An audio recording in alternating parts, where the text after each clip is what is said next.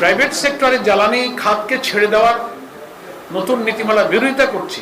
বছরে 30,000 কোটি টাকার বাজার, এই বিপুল বাজার যদি কয়েকটি গোষ্ঠীর হাতে চলে যায় তাহলে প্রতি লিটারে 1 টাকা বাড়তি মুনাফাও বছরে 1000 কোটি টাকার লুণ্ঠনে পরিণত হতে পারে এবং তা আইনশুদ্ধ হয়ে যায়। এই সিদ্ধান্তের চড়া মূল্য দিতে হবে প্রত্যেকটি মানুষকে, প্রত্যেকটি বাসের ভাড়ায়, প্রত্যেকটি শেষ পাম্পের ডিজেলে, প্রত্যেকটি চালের বস্তার দামে। একচেটিয়া চক্র ভাঙা হচ্ছে না, বরং একতরফা হাত বদল হচ্ছে। বলা হচ্ছে বিপিসির একচেটিয়া অধিকার ভাঙলে প্রতিযোগিতা আসবে, দাম কমবে। বাস্তবতা হলো জ্বালানি তেল আমদানির জন্য দরকার গভীর সমুদ্র বন্দরের সুবিধা, সিঙ্গেল পয়েন্ট মোরিং, বিশাল ট্যাঙ্ক টার্মিনাল, পাইপলাইন ও শত শত কোটি ডলারের ব্যাংক লাইন। গত 6 August Bangladesh oil, gas and workers federation Chattogram জরুরি সভায় করে প্রকাশ্যে অভিযোগ করেছে পরিশোধিত জ্বালানি তেল আমদানি, বিক্রয় ও বিপণন সরকারি খাতে ছেড়ে দেওয়ায় তারা পায়তারা করছে। আমি আজকের এই সংবাদ সম্মেলনে বাংলাদেশের দুর্নীতি, লুটপাটের আর একটা ক্ষেত্র যে ব্যাপকভাবে ওপেন হতে যাচ্ছে সেই আশঙ্কা নিয়ে বাংলাদেশের পরিশোধিত জ্বালানি, মূলত ডিজেল আমদানি, বিপণন, পরিবহন ইত্যাদি ক্ষেত্রে সরকার এটা একটা বড় শিল্প গ্রুপ, বেসরকারি শিল্প গ্রুপের হাতে ছেড়ে দেওয়ার জন্য একটা নীতিমালা প্রণয়নের উদ্যোগ গ্রহণ করেছে এবং সেটা খুব শর্ট টাইমে তড়িঘড়ি করে এই প্রচেষ্টা চলছে, যাতে করে আমাদের এরকম একটা গুরুত্বপূর্ণ সেক্টর যেটা একেবারেই প্রাইভেট সেক্টরে ছেড়ে দেওয়ার চক্রান্ত চলছে, সে ব্যাপারে জামাত ইসলামীর বক্তব্য আমরা দেশবাসীর সামনে পেশ করতে চাই। আমরা ভূমিকাতে দুটো কথা একটু বলে নিতে চাই, লিখিত বক্তব্যই আছে, আমি পড়ে শোনাবো আপনাদেরকে ইনশাআল্লাহ আমরা কপি দিতে পারবো। বর্তমান সরকারের প্রধানমন্ত্রী এবং কোনো মন্ত্রী বলছেন যে জামাত ইসলামী বা 11 দল মাত্র 5 মাস 6 মাস হয়ে পারলো না, এক্ষুনি তারা আন্দোলন সংগ্রাম, এইটা দাও ওইটা দাও, গদি ছাড়ো, এইসব কথা যে বলছে, কেন এত উদ্বিগ্ন হয়ে গেল, কি এমন হয়েছে? আসসালামু আলাইকুম। আমাদের সরকারের একজন মন্ত্রী এবং বিএনপির মহাসচিবও এই বক্তব্যই দিলেন যে আমাদের বিরোধী দলের ভাষা নাকি ফ্যাসিবাদের মতো। তা আমরা মনে করি যে বিএনপির মহাসচিবকেই আমরা ধন্যবাদ দিই যে আপনি তো কিছুদিন আগে স্বীকার করলেন যে 5 মাস চলে গেছে, দেশের কোনো পরিবর্তন হয় নাই, যে দুর্নীতি, ঘুষ, অনিয়ম, বিশৃঙ্খলা চলছিল তাই বহাল আছে, আপনি তো স্বীকৃতি দিয়েছেন। ফলে দেশে খুন চলবে, দুর্নীতি চলবে, লুটপাট চলবে, লুটপাটের নতুন নতুন দরজা খোলা হবে, ক্যাম্পাস আবার রক্তাক্ত হবে, গ্যাস থাকবে না, বিদ্যুৎ থাকবে না, চুলা জ্বলবে না। তো এটা কোনো ইস্যু নেই, এটা নিয়ে কথাও বলা যাবে না। তো এটা তো আরেকটা কর্তৃত্ববাদ, আরেকটা ফ্যাসিবাদী স্টাইলে বিরোধী দলকে নিয়ন্ত্রণ করার অপচেষ্টা, এটা একটা কথা। সেকেন্ড হচ্ছে, আজকে আমরা যে প্রাইভেট সেক্টরে জ্বালানি খাতকে ছেড়ে দেওয়ার নতুন নীতিমালা বিরোধিতা করছি, এ ব্যাপারে জামাত ইসলামীর সবসময় আমাদের ইকোনমিক পলিসিতে প্রাইভেটাইজেশন এবং ন্যাশনালাইজেশনের একটা নীতির উপরে আমরা আছি, পলিসি আছি। আমরা একটানা যেমন প্রাইভেটাইজেশনের বিরোধীও নই, আবার সরকারি করেরও বিরোধী নই।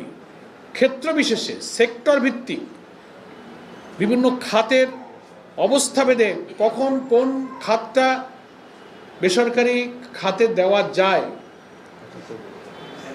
আবার কোনটা সরকারি খাতে রাখতে হবে, সেটা অবস্থা বুঝে জামাত ইসলামীর ইকোনমিক পলিসিতে আমরা এটা উল্লেখ করেছি। ঢালাওভাবে আমরা বেসরকারিকরণের বিরোধী নই, কিন্তু যেখানে দুর্নীতির দরজা খোলে, যেখানে সরকারের উচ্চ পর্যায়ে লুটপাট, ভাগাভাগির কোনো চক্র, সিন্ডিকেট দৃশ্যমান হয় কোনো একটা খাতকে প্রাইভেট সেক্টরে ছেড়ে দেওয়ার মাধ্যমে, তার তো আমরা প্রতিবাদ না করে আমরা পারবো না। বাংলাদেশে কতগুলো গুরুত্বপূর্ণ সেক্টর আছে, আপনি বিদ্যুৎ, রেল, বিমান, জ্বালানি, এই সেক্টরগুলো কিন্তু ইম্পর্টেন্ট সেক্টর, চাইলেই এটাকে প্রাইভেট সেক্টরে ছেড়ে দেওয়া যায় না। অনিয়ম হয়, দুর্নীতি হয়, ধর্মঘট হয়, এবং এখানে কোনো অডিট নাই, সংসদের কোনো স্ট্যান্ডিং কমিটিতে তার কোনো কিছু করা যায় না, কোনো জবাবদিহিতা নাই, কিন্তু সরকারি খাতের কাছে এই সমস্ত ইম্পর্ট্যান্ট সেক্টরগুলো থাকলে সেটা একটা জবাবদিহিতার জায়গা থাকে। সেই কারণে আমরা আজকের এই সংবাদ সম্মেলনে বাংলাদেশের নিত্যদিনের সব মানুষের সাথে সম্পৃক্ত যে খাত জ্বালানি, সেই তেল আমদানি, বিপণন, পরিবহন, বেসরকারি খাতে ছেড়ে দেওয়ার সরকারি উদ্যোগের প্রসঙ্গে আমাদের অবস্থান আমরা ব্যক্ত করছি। সম্মানিত সাংবাদিক বন্ধুগণ, আজ আমরা আপনাদের সামনে একটি অতি গুরুত্বপূর্ণ বিষয় নিয়ে এসেছি, যেটি নিয়ে সরকার প্রকাশ্যে কথা বলছে না। চলছে ষড়যন্ত্র, নথির আড়ালে এবং বন্ধ দরজার ভিতরে। বিষয়টি পরিশোধিত জ্বালানি তেল আমদানি, মজুদ, পরিবহন, বিতরণ ও বিপণনের কাজ বেসরকারি খাতে ছেড়ে দেওয়ার নতুন নীতিমালা তৈরির উদ্যোগ প্রসঙ্গে। এই সিদ্ধান্তের চড়া মূল্য দিতে হবে প্রত্যেকটি মানুষকে, প্রত্যেকটি বাসের ভাড়ায়, প্রত্যেকটি শেষ পাম্পের ডিজেলে, প্রত্যেকটি চালের বস্তার দামে। হঠাৎ করে বাংলাদেশ পেট্রোলিয়াম কর্পোরেশনের চেয়ারম্যানকে সরিয়ে দেওয়ার পর জ্বালানি খাতকে বেসরকারি কোনো শিল্প গ্রুপের হাতে ছেড়ে দেওয়ার উদ্যোগ আরও এক ধাপ এগিয়েছে।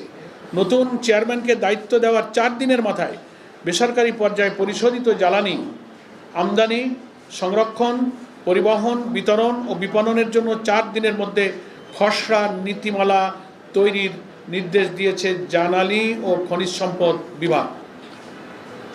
আমরা স্পষ্ট ভাষায় বলতে চাই, এটি সংস্কার নয়, এটি হস্তান্তর। এটি প্রতিযোগিতা নয়, এটি দুর্নীতি ও লুটপাটের লাইসেন্স। গত 6 August Bangladesh oil, gas and workers federation Chattogram জরুরি সভায় করে প্রকাশ্যে অভিযোগ করেছে, পরিশোধিত জ্বালানি তেল আমদানি, বিক্রয় ও বিপণন সরকারি খাতে ছেড়ে দেওয়ায় তারা পায়তারা করছে। ইস্টার্ন রিফাইনারি, পদ্মা, যমুনা ও এলপিজির সিবিএ নেতারা এক বাক্যে বলেছেন, এটি সরকারের জন্য আত্মঘাতী এবং দেশের জন্য বিপজ্জনক। লক্ষ্য করুন, এই অভিযোগ কোনো রাজনৈতিক প্রতিপক্ষ তোলেনি, তুলেছেন সেই মানুষগুলো যারা 3 দশক ধরে এই খাতের ভেতরে দাঁড়িয়ে কাজ করছেন। তারা বলছেন, সরকারের ভেতরেই ঘাপটি মেরে থাকা একটি দুর্নীতিবাজ ও সুবিধাবাদী চক্র এই সিদ্ধান্ত সরকারের ঘাড়ে চাপিয়ে দিতে চাইছে। আমরা প্রশ্ন করছি, যে খসড়া নিয়ে মন্ত্রণালয়ের ভেতরে কাজ হচ্ছে তা জনগণের সামনে কেন আনা হচ্ছে না? যুদ্ধকালীন সংকটকে বেসরকারীকরণের পৃষ্ঠা ছুটে গেছে। আমাদের পক্ষ থেকে উদ্বেগের বিষয়গুলো হচ্ছে, এটি নতুন কিছু নয়, এটি পুরনো লুটের দ্বিতীয় সংস্করণ। পতিত আওয়ামী লীগ সরকার তার শেষ সময়ে ক্ষমতা হারানোর মাত্র 2 মাস আগে দেশের ইতিহাসে প্রথমবারের মতো বেসরকারি খাতে জ্বালানি তেল বিক্রির নীতিমালা করেছিল এবং সেই সুবিধা পেয়েছিল একটি নির্দিষ্ট গোষ্ঠী। আজ যদি একই মডেল ফিরে আসে, তাহলে জুলাইয়ের রক্তদানের অর্থ কী ছিল? একচেটিয়া চক্র ভাঙা হচ্ছে না, বরং একতরফা হাত বদল হচ্ছে। বলা হচ্ছে, বিপিসির একচেটিয়া অধিকার ভাঙলে প্রতিযোগিতা আসবে, দাম কমবে। বাস্তবতা হলো, জ্বালানি তেল আমদানির জন্য দরকার গভীর সমুদ্র বন্দরের সুবিধা, সিঙ্গেল পয়েন্ট মোরিং, বিশাল ট্যাঙ্ক টার্মিনাল, পাইপলাইন ও শত শত কোটি ডলারের ব্যাংক লাইন। বাংলাদেশে এই সক্ষমতা আছে হাতে গোনা 3-4টি গোষ্ঠীর। অর্থাৎ রাষ্ট্রীয় একচেটিয়া ভেঙে তৈরি হবে বেসরকারি একচেটিয়া, যার উপরে জনগণের কোনো নিয়ন্ত্রণ থাকবে না, সংসদের কোনো জবাবদিহিতা থাকবে না, কোনো নিরীক্ষার ব্যবস্থা থাকবে না। সরকারি প্রতিষ্ঠান খারাপ চললে তাকে সংস্কার করা যায়, বেসরকারি কোম্পানি দাম বাড়ালে জনগণের হাতে কিছুই থাকে না। বলা হচ্ছে, বিপিসি অদক্ষ, বিপিসি লোকসানি, তাই বেসরকারি খাত দরকার। তথ্য বলছে, বিপিসি 2023-24 সালে নিট মুনাফা ছিল 3,943 কোটি টাকা এবং 2024-25 সালে মুনাফা ছিল 2,050 কোটি টাকা। এখানে অর্থ বছরের তথ্যটা আমরা দিয়ে দিয়েছি, আপনারা পত্রিকায় লিখিত পাবেন। অর্থাৎ যে প্রতিষ্ঠানকে ব্যর্থ বলে বেচে দেওয়ার আয়োজন চলছে, সেই প্রতিষ্ঠান পরপর 2 বছরে 2,000 কোটি টাকা মুনাফা করে রাষ্ট্রীয় কোষাগারে জমা দিয়েছে। চলতি বছরের সংকট, হরমুজ প্রণালী বন্ধ হওয়া, বিশ্ববাজারে দৈনিক 1 কোটি ব্যারেল সরবরাহ ঘাটতি, এটি বিপিসির ব্যবস্থাপনাগত ব্যর্থতা নয়, এটি ভূ রাজনৈতিক ধাক্কা। জ্বালানি মন্ত্রী নিজেই সংসদে স্বীকার করেছেন, বিপিসি এখন দৈনিক প্রায় 78 কোটি টাকা লোকসান দিচ্ছে, কারণ বিশ্ববাজারের দাম দ্বিগুণ হওয়ার পরও ভোক্তার কথা ভেবে দেশের দাম বাড়ানো হয়নি। এখন প্রশ্ন, এই ভর্তুকির বোঝা বেসরকারি কোম্পানি বহন করবে, নাকি প্রথম দিনেই লিটারে টাকা বাড়বে? যুদ্ধকালীন সংকটকে বেসরকারীকরণের অজুহাত বানানো হচ্ছে। মধ্যপ্রাচ্যের যুদ্ধ ও সরবরাহ সংকটকে ঢাল বানিয়ে সিদ্ধান্তগুলো নেওয়া হচ্ছে তড়িঘড়ি করে। গত 28শে জুলাই অর্থনৈতিক বিষয়ক সংক্রান্ত মন্ত্রিসভা কমিটি সিদ্ধান্ত নিয়েছে সেপ্টেম্বর 2026 মেয়াদের পরিশোধিত জ্বালানি তেল আমদানির আন্তর্জাতিক উন্মুক্ত দরপত্র জমার সময়সীমা 42 দিন থেকে কমিয়ে 10 দিন করা হবে। সংকটকালে দ্রুততা প্রয়োজন, আমরা তা অস্বীকার করি না, কিন্তু 42 দিনের দরপত্র 10 দিনে নামালে আন্তর্জাতিক বড় সরবরাহকারীরা এখানে অংশ নেওয়ার সুযোগ পায় না। ফলে কম দরদাতা বেশি দাম, এই সিন্ডিকেটের জন্য দুর্নীতির রাস্তা প্রশস্ত হয়। দ্রুততা আর স্বচ্ছতা পরস্পর বিরোধী নয়, কিন্তু এখানে দ্রুততার নামে স্বচ্ছতাকে বিসর্জন দেওয়া হচ্ছে। বছরে 30,000 কোটি টাকার বাজার, এই বিপুল বাজার যদি কয়েকটি গোষ্ঠীর হাতে চলে যায় তাহলে প্রতি লিটারে 1 টাকা বাড়তি মুনাফাও বছরে 1000 কোটি টাকার লুণ্ঠনে পরিণত হতে পারে এবং তা আইনশুদ্ধ হয়ে যায়। জ্বালানি নিরাপত্তা রাষ্ট্রের হাতছাড়া হবে। জ্বালানি তেল সাধারণ পণ্য নয়, এটি প্রতিরক্ষা, কৃষি, বিদ্যুৎ, পরিবহন ও বিমান চলাচলের রক্তপ্রবাহ। দেশে একটি মাত্র শোধনাগার, ইস্টার্ন রিফাইনারি, মজুদ সক্ষমতা সীমিত। এমন ভঙ্গুর অবস্থায় সরবরাহ শৃঙ্খল বেসরকারি হাতে গেলে ক দুর্যোগ বা যুদ্ধের সময় রাষ্ট্র কাকে নির্দেশ দেবে? খ কোম্পানি যদি বলে লাভ হচ্ছে না, তেল আনবো না, তখন কি হবে? গ প্রত্যন্ত চর, হাওড়, পাহাড়ে অলাভজনক রুটে তেল পৌঁছাবে কে? ঘ বিপিসি যা লোকসান দিয়েও করে, বেসরকারি কোম্পানি কি সেটা করবে? যেদিন সিদ্ধান্তটি কোম্পানির বোর্ড রুমে চলে যাবে সেদিন থেকে বাংলাদেশ আর নিজের জ্বালানি নিরাপত্তার মালিক থাকবে না। শ্রমিকের কণ্ঠরোধ করার চেষ্টা, ফেডারেশনের মহাসচিব অভিযোগ করেছেন শ্রম আইনের 187 ধারায় জ্বালানি খাতের শ্রমিক সংগঠনের নেতাদের ক্ষেত্রে রহিত করার সুপারিশ পাঠানো হয়েছে শ্রম মন্ত্রণালয়ে। অর্থাৎ যারা এই বেসরকারীকরণের বিরুদ্ধে কথা বলবে তাদের আইন সুরক্ষা আগেভাগে কেড়ে নেওয়ার প্রস্তুতি। একদিকে সরকার আন্তর্জাতিক মহলে শ্রম অধিকারের প্রতিশ্রুতি দিচ্ছে, অন্যদিকে ঘরের ভেতরে শ্রমিক নেতার মুখ বন্ধ করার আয়োজন করছে। এই দ্বিমুখিতা আমরা প্রত্যাখ্যান করি। সরকারের কাছে আমাদের সরাসরি প্রশ্ন, 1 বেসরকারি খাতে পরিশোধিত জ্বালানি তেল আমদানি ও বিপণনের কোনো খসড়া নীতিমালা বিদ্যুৎ, জ্বালানি ও খনিজ সম্পদ মন্ত্রণালয়ে প্রক্রিয়াধীন আছে কিনা, হ্যাঁ অথবা না বলতে হবে সরকারকে। 2 থাকলে সেই খসড়া আজই ওয়েবসাইটে প্রকাশ করা হবে কিনা।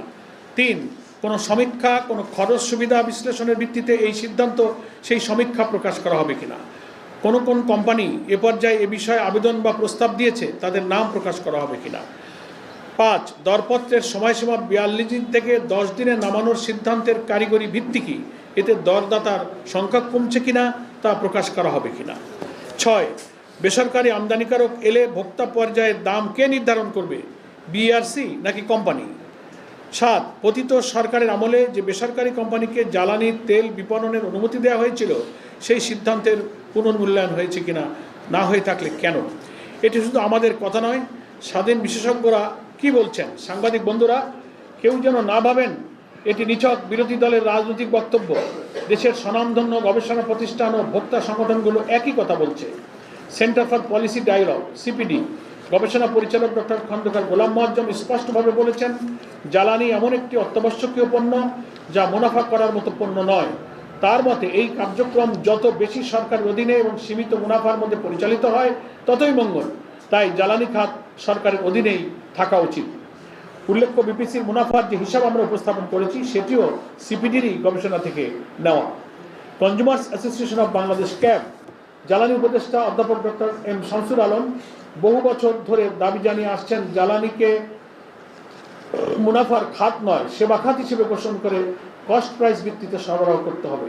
তিনি প্রশ্ন তুলেছেন, কোম্পানিগুলো কত মুনাফা করছে এবং সেই মুনাফা কত রাষ্ট্র পাচ্ছে, সেই মুনাফার থেকে রাষ্ট্র কত পাচ্ছে সরকারকে তা স্পষ্ট করে বলতে হবে।